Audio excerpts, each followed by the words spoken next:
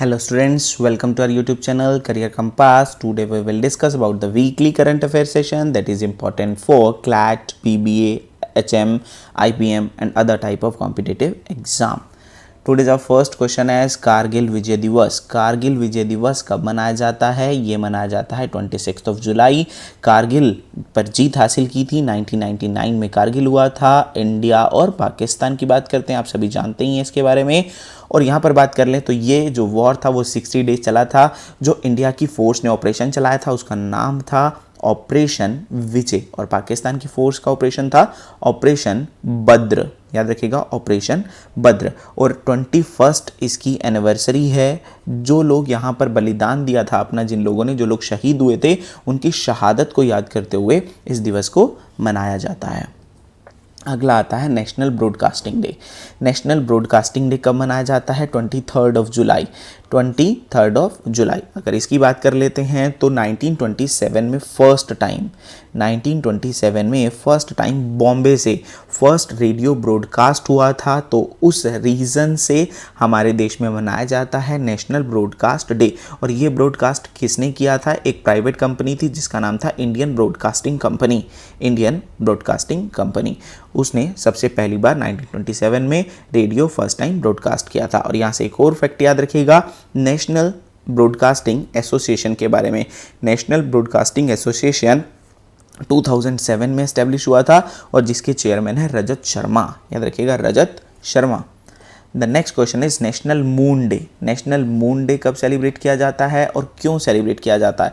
ये सेलिब्रेट किया जाता है 20 जुलाई को. क्योंकि इस दिन 1969 में फर्स्ट टाइम नील आर्मस्ट्रॉन्ग पहली बार चांद पर पहुंचे थे और यूएस पहला ऐसा देश बना था जिसने चांद पर कदम रखा था. तो याद रखिएगा, नेशनल मून डे.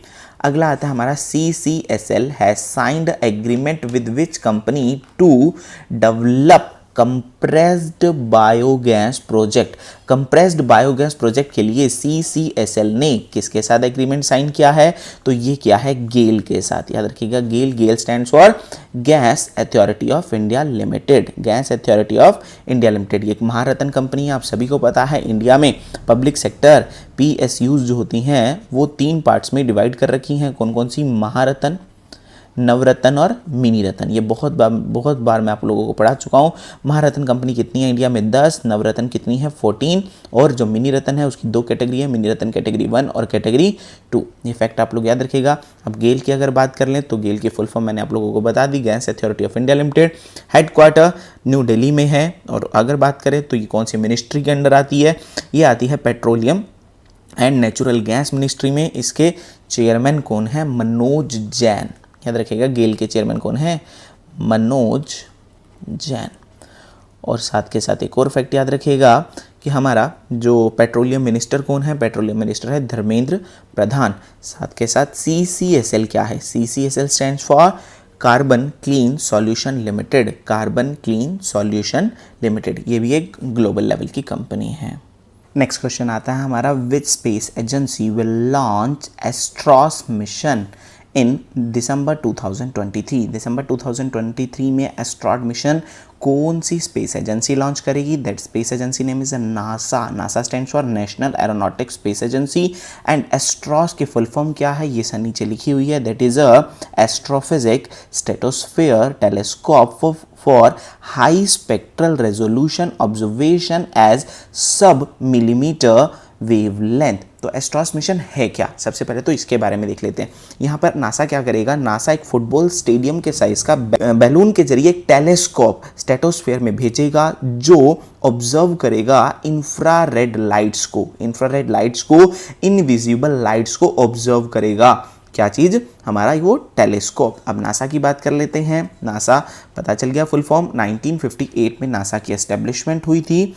और अगर हेडक्वार्टर की बात कर लें तो वाशिंगटन DC में है. वाशिंगटन DC में वर्ल्ड बैंक और IMF का भी है. You are well known about that fact. उसके साथ अगर इसके एडमिनिस्ट्रेटर की बात कर लेते हैं तो उनका नाम है जिम ब्राइटस्टन. याद रखिएगा, Jim Bridenstine. The next question is TRIFED has signed a MOU with which Indian institution to implement उन्नत भारत अभियान। उन्नत भारत अभियान को इम्प्लीमेंट करने के लिए जो ट्राइफेड है उसने किसके साथ MOU साइन किया है? That is IIT Delhi. IIT Delhi के साथ ये है क्या? सबसे पहले तो ट्राइफेड की फुल फॉर्म नीचे लिखी है, tribal cooperative marketing development federation of India. Tribal cooperative marketing development federation of India. तो यहाँ पर बात करते हैं IIT Delhi. IIT stands for Indian institute of technology Delhi. और अब ये है क्या? उन्नत भारत अभियान के लिए।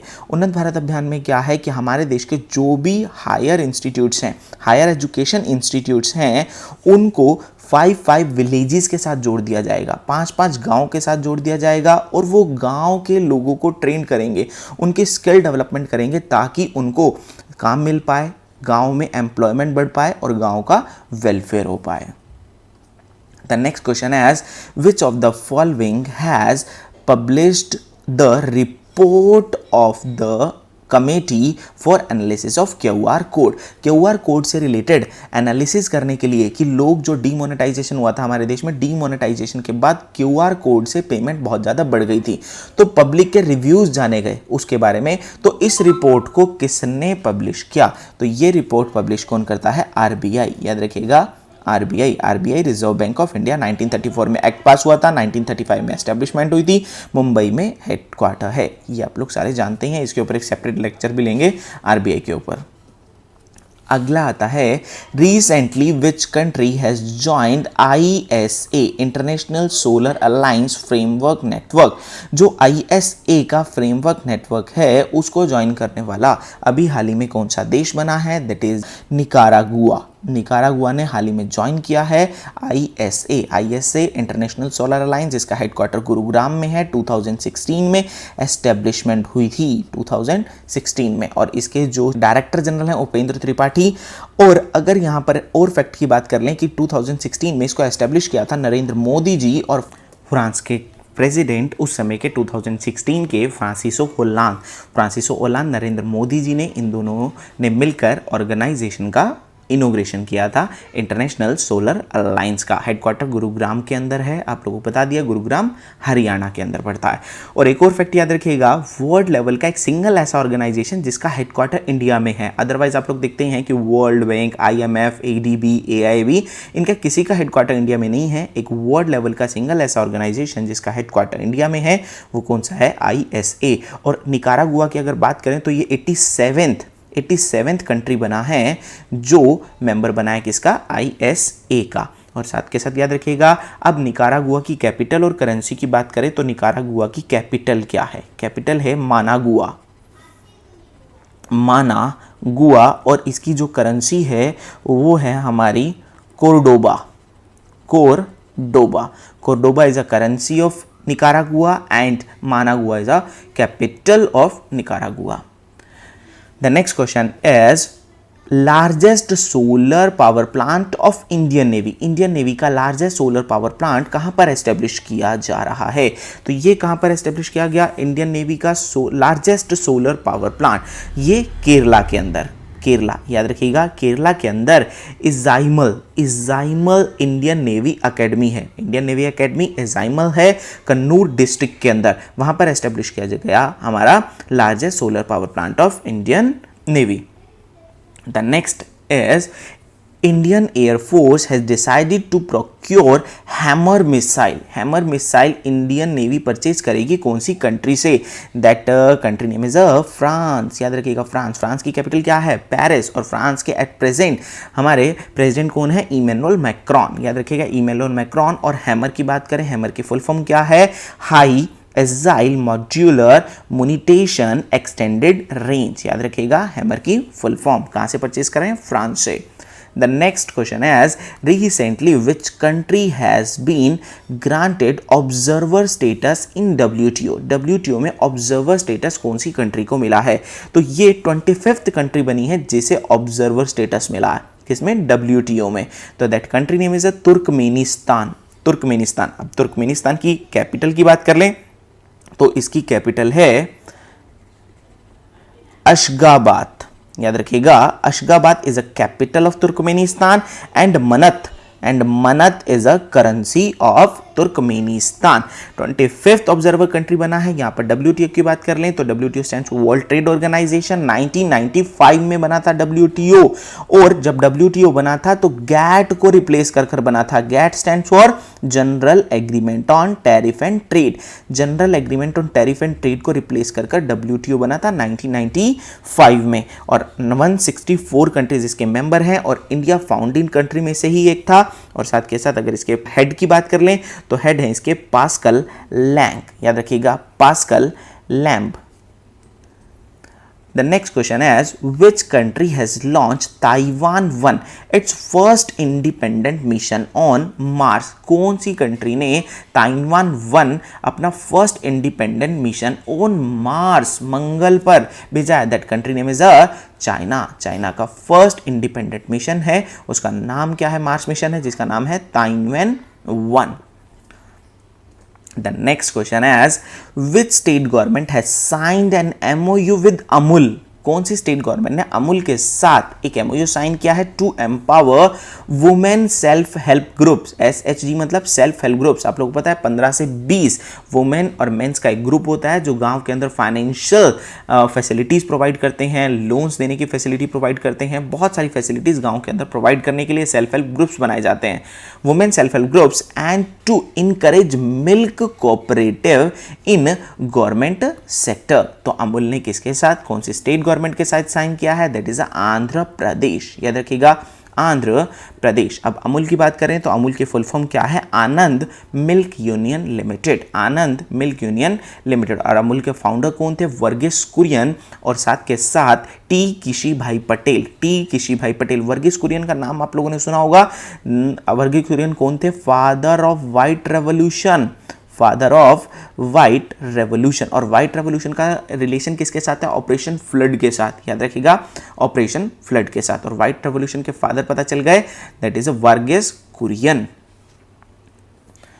आंध्र प्रदेश की बात करें तो कैपिटल हो गई अमरावती। सीएम कौन है हमारे? वाईएस जगनमोहन रेड्डी। गवर्नर कौन है? विश्वभूषण हरिचंद्रन। रिसेंट न्यूज में क्यों था आंध्र प्रदेश?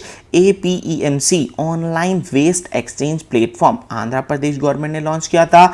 जगन्नाथ चिडोडू योजना आंध्र प्रदेश स्टेट गवर्नमेंट की थी, जिसमें फाइनेंशियल असिस्टेंस प्रोवाइड किया जाएगा टेलर्स को, बार्बर्स को और वॉशरमैन को। और CM ऐप जो लॉन्च करी थी एग्रीकल्चर के प्राइस को मॉनिटर करने के लिए, वो भी आंध्र प्रदेश गवर्नमेंट ने लॉन्च की थी। और रायथू दिनोत्सव, जिसको फार्मर्स डे भी कहा जाता है, 8 जुलाई को आंध्र प्रदेश स्टेट गवर्नमेंट ने सेलिब्रेट किया था।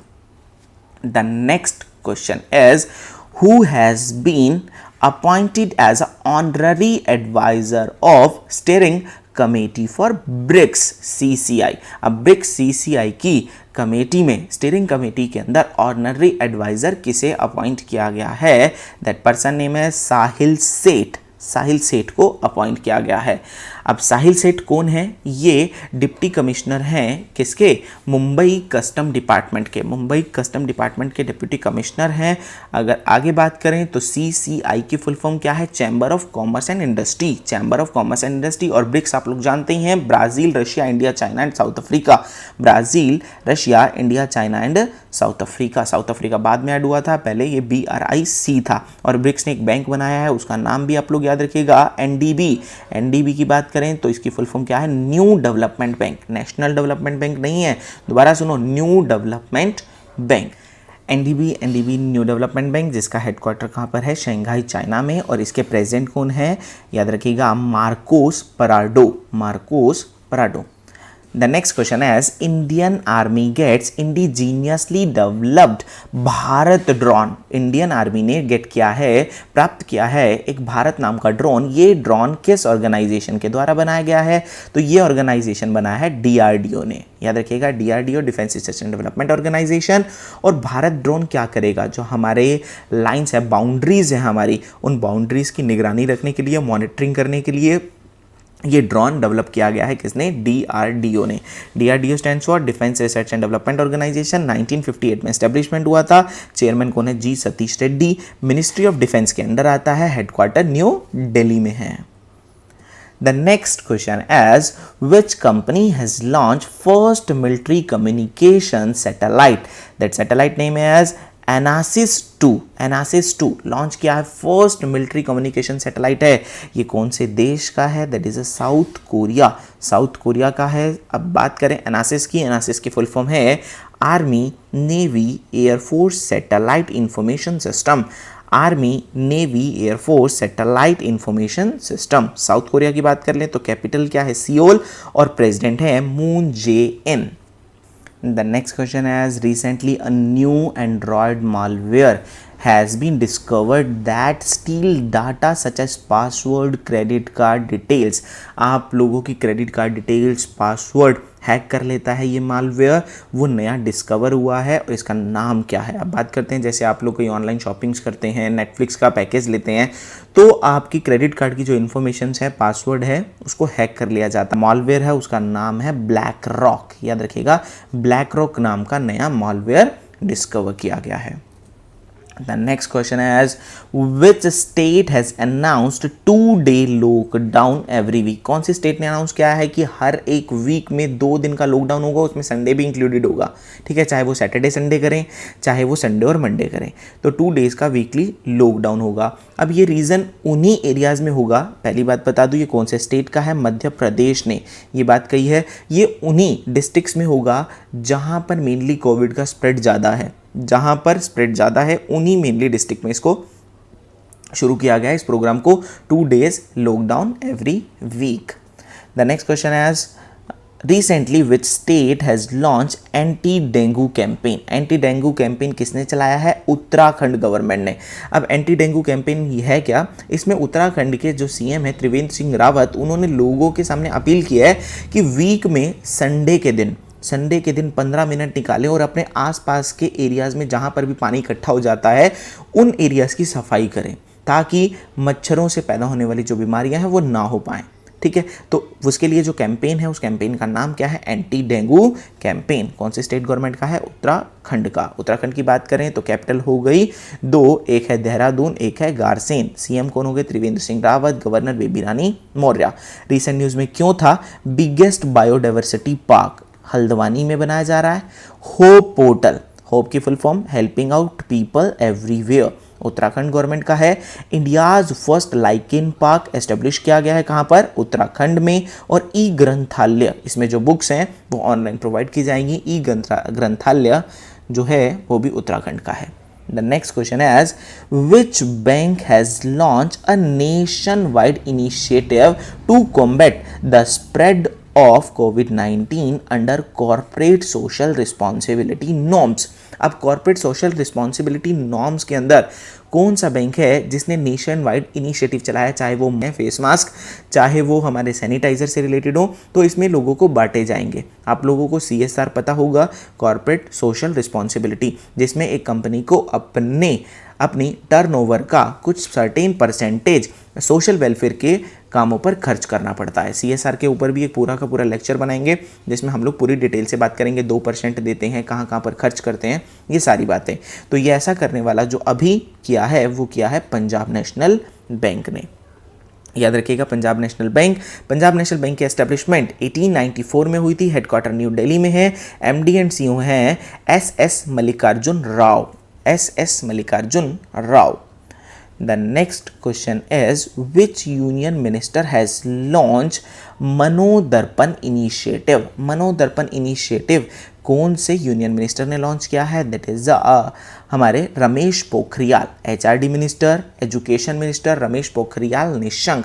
अब मनोदर्पण इनिशिएटिव की बात करें तो मनोदर्पण इनिशिएटिव एक IT और टेली काउंसलिंग इनिशिएटिव है, जिसमें जो लोग, अब बच्चे आप लोग देख ही रहे हैं कि स्कूल नहीं जा पा रहे हैं, कॉलेज नहीं जा पा रहे हैं, जिस रीज़न की वजह से वो मेंटली स्ट्रेस हैं, उनको काउंसलिंग दी जाएगी। उनको काउंसलिंग देने के लिए काउंसलर्स बिठाए गए हैं और एक हेल्पलाइन नंबर जारी किया गया है। वो हेल्पलाइन नंबर के थ्रू वहाँ पर काउंसलिंग ले सकते हैं।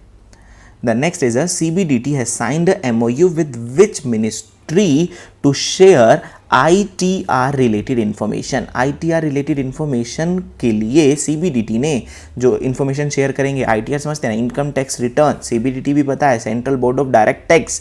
Central board of direct tax ने एक MOU साइन किया है ITR रिलेटेड इन्फॉर्मेशन को शेयर करने के लिए मिनिस्ट्री ऑफ MSME के साथ। MSME micro small medium enterprises, और MSME मिनिस्टर कौन है? नितिन गडकरी। याद रखिएगा उनका कॉन्स्टिट्यूंसी क्या है? नागपुर। और CBDT की बात कर लें, central board of direct tax, और इसके चेयरमैन कौन है? PC मोदी।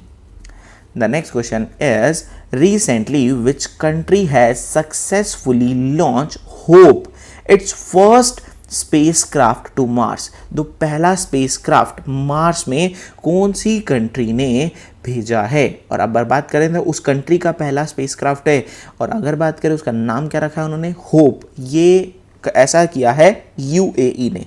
UAE की अगर बात करें तो हमारा यूनाइटेड अरब एमिरेट्स। कैपिटल क्या है इसकी? Abu Dhabi. The next question is, which among of the following has won 2020 Hungarian grand prix? Hungarian grand prix किसने जीता है? लुइस हैमिल्टन ने। लुइस हैमिल्टन की बात करें तो ब्रिटिश फार्मूला 1 रेसर हैं, मर्सिडीज चलाते हैं। और साथ के साथ अभी हाल ही में ये ऑस्ट्रिया ग्रैंड प्रिक्स हुआ था 2020, जो वोल्टेरी बोटास ने जीता था, और हमारा स्टेरियन ग्रैंड प्रिक्स हुआ था जिसको जीता था लुइस हैमिल्टन ने। Next question is, which bank's managing director has emerged as the highest paid banker among the top executive of leading leader for 2019-20? 2019-20 में कौन से बैंक के MD managing director highest paid banker बने हैं? तो वो है HDFC के, जिनका नाम है आदित्य पुरी। पिछले साल की बात करें तो इन्होंने मंथली एवरेज देखा जाए तो इनकी बेसिक सैलरी 89 लाख पर मंथ थी। 89 लाख पर मंथ HDFC बैंक है। The next question is, which state has announced renewable energy export policy 2020 to export energy to other state? That state name is Andhra Pradesh. Andhra Pradesh ने रीन्यूएबल एनर्जी एक्सपोर्ट पॉलिसी 2020 को announce किया है। अब इस policy में है क्या? 120 gigawatt renewable energy capacity project की है, कि इतनी कैपेसिटी चाहिए होगी अगर आंध्र प्रदेश रीन्यूएबल एनर्जी को एक्सपोर्ट करना चाह रहा है। ठीक है, याद रखिएगा, आंध्र प्रदेश रीन्यूएबल एनर्जी को एक्सपोर्ट करने के लिए, रीन्यूएबल एनर्जी आप लोग समझते ही हैं, और इसका टारगेट भी मैं आप लोगों को बता चुका हूं कि इसका टारगेट 2022 का कितना है। ये सारी बातें हम लोग डिस्कस कर चुके हैं। That is 175 gigawatt. The next question is, which state has emerged as India's top investment destination in first quarter of 2020-21? India का सबसे टॉप इन्वेस्टमेंट डेस्टिनेशन कौन सा है जहां पर सबसे ज्यादा इन्वेस्टमेंट हुई फर्स्ट क्वार्टर में 2020-21 के? That is Tamil Nadu. याद रखिएगा, तमिलनाडु। पूरे ऑल ओवर इंडिया का अप्रोक्स 18% इन्वेस्टमेंट जो हुआ है वो फर्स्ट क्वार्टर में तमिलनाडु में हुआ है। तमिलनाडु की बात कर लें तो कैपिटल है चेन्नई, CM है एडापट्टी के पलानीस्वामी, गवर्नर है बनवारी लाल पुरोहित। रिसेंट न्यूज में क्यों था? M नेत्रा जो अपॉइंट हुई थी गुडविल एम्बेसडर, कहां पर? UNADAP में। उसके बाद अनाउंस 300 करोड़ पैकेज अनाउंस किया था न्यू जॉब जनरेशन के लिए विलेजेस में। रिटायरमेंट की एज को 58 से बढ़ाकर 59 कर दिया था। सोलर सेंस फार्मलैंड प्रोग्राम ये भी तमिलनाडु गवर्नमेंट का था। ऑटोमेटिक वेंडिंग मशीन बनाई थी मार्क्स को मैन्युफैक्चरिंग करने के लिए। तमिलनाडु गवर्नमेंट ने 3000 मंथली स्टाइफंड देने के बारे में डिक्लेयर किया था जूनियर लॉयर्स को, और पहला स्टेट बना था RBI के अकॉर्डिंग सबसे ज़्यादा मार्केट बोरोइंग करने वाला। नेक्स्ट क्वेश्चन आता है, India has retain its position. India ने अपनी पोजीशन को रिटेन रखा है कि पहले भी वो लोअर मिडल इनकम ग्रुप में आती थी इंडिया, अब भी इंडिया किस में आता है? लोअर मिडल इनकम ग्रुप में। ये क्लासिफिकेशन कौन करता है? ये क्लासिफिकेशन करता है वर्ल्ड बैंक। याद रखिएगा, वर्ल्ड बैंक 1945 के अंदर बनाया गया था। वॉशिंगटन DC में इसका हेडक्वार्टर है। ब्रिटेन वुड्स ट्विंस के थ्रू वर्ल्ड बैंक और IMF बने थे। याद रखिएगा ये सारे फैक्ट। अगला क्वेश्चन आता है, which of the following has mandate use of 25% recycle material in infra project. वो कह रहे हैं कि 25% रिसाइकल्ड मटेरियल ही यूज होगा इंडिया के इंफ्रास्ट्रक्चर प्रोजेक्ट में, चाहे वो रोड्स की डेवलपमेंट में हो, चाहे वो डैम्स की डेवलपमेंट में हो। ये डिक्लेयर किसने किया है? ये डिक्लेयर किया है नीति आयोग ने। नीति stands for national institute for transforming India. कब बना था? 2015 में। रिप्लेस किसको किया था? प्लानिंग कमीशन को। प्लानिंग कमीशन कितने साल वाले प्लान बनाता था? 5 ईयर प्लान। और नीति आयोग कितने साल वाले प्लान बनाता है? 15 ईयर प्लान। याद रखिएगा सारे फैक्ट। और नीति आयोग के चेयरमैन कौन है? Prime minister. नीति आयोग के वाइस चेयरमैन कौन है? राजीव कुमार। सीईओ कौन है? अमिताभ कांत। और ये 15 ईयर वाले प्लान की बात कर लें तो प्लान है विजन प्लान। इस प्लान का नाम क्या है? Vision plan. और इसके अंदर 3-3 साल के हैं एक्शन प्लान और 7-7 साल के हैं हमारे स्ट्रेटेजिक प्लान। 3-3 साल के कितने हैं? 5। 3-3 साल के 5 कौन से प्लान है? Action plan. और 7-7 साल के कितने हैं? 2। ये है स्ट्रेटेजिक प्लान। और 15 साल वाले प्लान का नाम क्या है? Vision plan. अगला आता है who has been awarded with Gulbenkian prize for humanity. Gulbenkian prize for humanity किसे दिया गया है? अब अगर बात करें तो ये मिला है ग्रेटा थनबर्ग। ग्रेटा थनबर्ग जो है वो 17 year old Swedish environment activist हैं, जिनको अभी United nation climate action summit में भी इनवाइट किया गया था। इन्होंने वहाँ पर अपना लेक्चर भी दिया था। और अगर इस अवार्ड की बात करें, गुलबैंकियन अवार्ड, ये देता कौन है? गुलबैंकियन फाउंडेशन, जो पुर्तगाल की एक फाउंडेशन है, गुलबैंकियन फाउंडेशन इस अवार्ड को देती है। इस अवार्ड में इन्हें 1 मिलियन यूरोज मिले थे और सारा का सारा इन्होंने डोनेट कर दिया। ऐसी ऑर्गेनाइजेशन को जो एनवायरनमेंट और क्लाइमेट चेंज पर वर्क करती हैं। तो ऐसी ऑर्गेनाइजेशन को सब डोनेट कर दिया। किसने? ग्रेटा थनबर्ग ने। और ग्रेटा थनबर्ग हाल ही में इनको चिल्ड्रन पीस प्राइज मिला था 2019 में। और 2019 में ही Time person of the year भी चुनी गई थी ग्रेटा थनबर्ग। देखो इतनी छोटी सी उम्र में इतने बड़े बड़े काम किए हैं ग्रेटा थनबर्ग ने।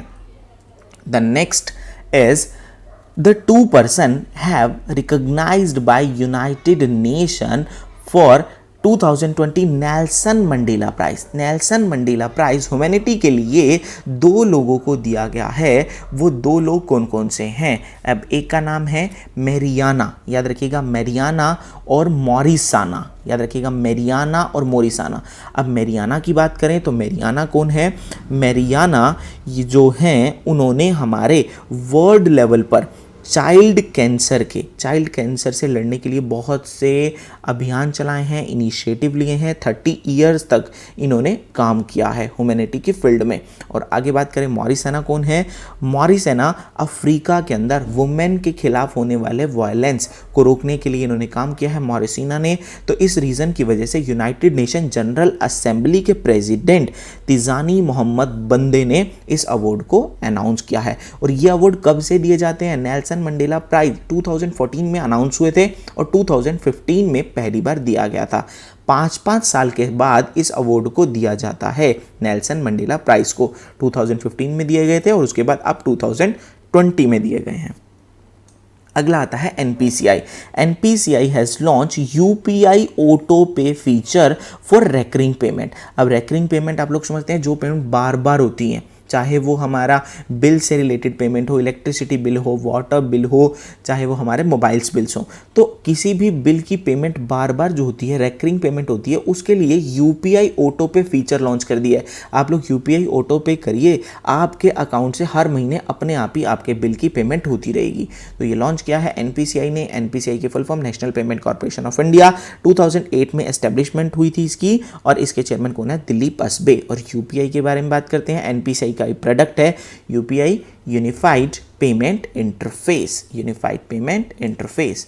अगला आता है CBDT has signed an MOU with CBIC. CBIC stands for central board of indirect tax and custom, central board of indirect tax and custom CBDT, central board of direct tax, इन्होंने एक smooth bilateral data exchange के लिए MOU sign किया है। किसने? CBDT ने और CBIC ने। अभी हम लोगों ने देखा था कि इन्होंने एक और एग्रीमेंट भी किया था, एमओयू साइन किया था, किसके साथ? एमएसएमई मिनिस्ट्री के साथ, सीबीडीटी ने। और अब बात कर रहे हैं सीबीडीटी ने किसके साथ किया है? सीबीआईसी के साथ। सीबीडीटी के चेयरमैन कौन है? पीसी मोदी, और सीबीआईसी के कौन है? एम अजीत कुमार, याद रखिएगा एम अजीत कुमार। अगला आता है हमारा, government has extended the tenure of NCLT acting president. NCLT क्या है? National company law tribunal. Company से रिलेटेड जो भी मामले हैं वो सारे के सारे कहाँ पर जाते हैं? नेशनल कंपनी लॉ ट्रिब्यूनल में। इसके एक्टिंग प्रेसिडेंट जो हैं वो कौन है? बीएसवी प्रकाश कुमार। बीएसवी प्रकाश कुमार के टेन्योर को 1 महीने के लिए एक्सटेंड कर दिया गया है, तो याद रखिएगा। और इसकी अपेक्स अथॉरिटी कौन सी है? National company law appellate tribunal, याद रखिएगा national company law appellate tribunal. और अगर इंडिविजुअल से रिलेटेड मामले हैं तो वो कहाँ पर जाते हैं? डीआरटी में। DRT stands for date recovery tribunal. और अपेक्स बॉडी कौन सी है? अगर यहां से काम ना चले तो डीआरएटी, डेट रिकवरी अपीलेट ट्रिब्यूनल। वैसे ही कंपनीज की बात कर लें तो कंपनी के लिए NCLT, national company law tribunal, और national company law appellate tribunal है। अगला आता है, first edition of world largest global fintech fest held हुआ है वर्चुअली। देखो, वर्ल्ड का सबसे बड़ा ग्लोबल फिनटेक फेस्ट जो हेल्ड हुआ है, वर्चुअली हेल्ड हुआ है, उसकी थीम क्या है? अगर उसकी थीम की बात करें तो थीम है फिनटेक विद एंड बियॉन्ड कोविड-19। याद रखिएगा, फिनटेक विद एंड बियॉन्ड कोविड-19। और अब बात करें कि ये ऑर्गेनाइज किसने किया है? ये ऑर्गेनाइज किया है 3 ऑर्गेनाइजेशन ने मिलकर। एक है एनपीसीआई, एक है एफसीसी, और तीसरा है पीसीआई। एनपीसीआई की full form national payment corporation of India, FCC की full form fintech convergence council, fintech conversion council, और पीपीआई की full form payment council of India, payment council of India. ये 2 डेज चला था, ये फेस्ट चला था 22 और 23 जुलाई को, 2 दिन का ये फेस्ट था। अब इसका ऑब्जेक्टिव क्या था? इसका ऑब्जेक्टिव था कि हमारे जो भी बैंक्स हैं, फाइनेंशियल इंस्टीट्यूशन हैं, इन सेक्टर्स को सभी को ग्लोबली कनेक्ट करना। ग्लोबली कनेक्ट करने के लिए ये लॉन्च किया गया था वर्ल्ड का पहला ग्लोबल फिनटेक फेस्ट। आज हम लोगों ने डिस्कस किए हैं पूरे वीक के करंट अफेयर्स। चैनल को लाइक, सब्सक्राइब और शेयर करना मत भूलेगा। हर वीक हम लोग ऐसे ही पूरे वीक के करंट अफेयर लाते रहेंगे। आज के लिए इतना ही। Okay, thank you.